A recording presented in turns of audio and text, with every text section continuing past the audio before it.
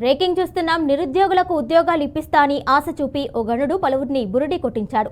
ఈ ఘటన మేడ్చల్ జిల్లాలో వెలుగు చూసింది. కోంపల్లికి చెందిన Kethavath Santosh Indian air force లో ఉద్యోగాలు ఇప్పిస్తా అని సుమారు 40 మంది నిరుద్యోగుల నుంచి 2 కోట్ల రూపాయల వరకు తీసుకొని నకిలీ హాల్ టికెట్స్, ఫేక్ సర్టిఫికెట్లు ఇచ్చారు.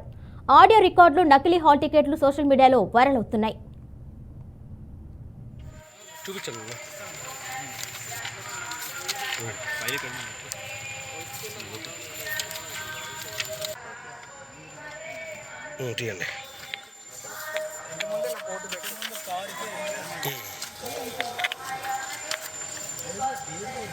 అయితే మాకు వేరే పర్సన్ ద్వారా పరిచయం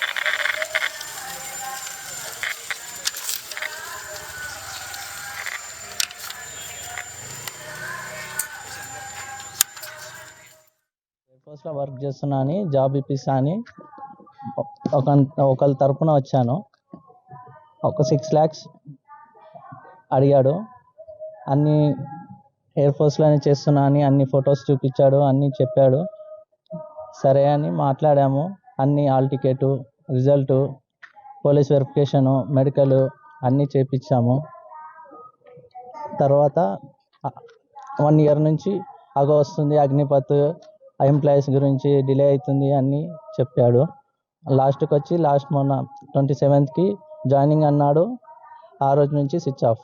కుత్బులాపూర్ నుంచి వచ్చాను. ఎయిర్ ఫోర్స్కి పోయి కనుక్కుంటే నా ఫేక్ అని చెప్పారు. 6 lakhs ఇచ్చాను. మా బంధువులు ఉన్నారు 3, అందరూ 6 lakhs మొత్తం కలిపి 50 members. నేను ఇచ్చి 2 years అవుతుంది. ఎయిర్ ఫోర్స్లో వర్క్ చేస్తున్నా అని జాబ్ ఇప్పిస్తా అని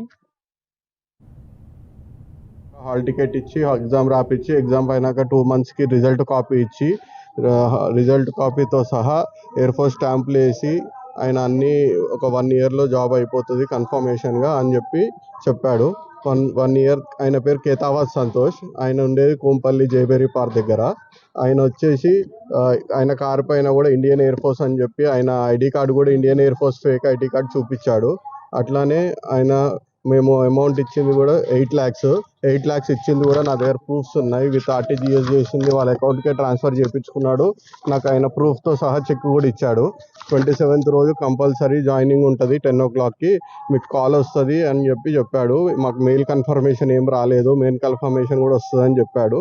అలాగే నేను పొద్దున 10 o'clockకి ఇండియన్ ఎయిర్ ఫోర్స్ గేట్ దగ్గరికి మా బ్రదర్ని తీసుకొని వెళ్తే వాళ్ళు ఇతనంతా ఫేక్, 5 days నుంచి అబ్స్కాండ్లో ఉన్నాడు, ఎక్కడున్నా సరే ఆయనని పట్టియాలని చెప్పి కోరుకుంటున్నాను.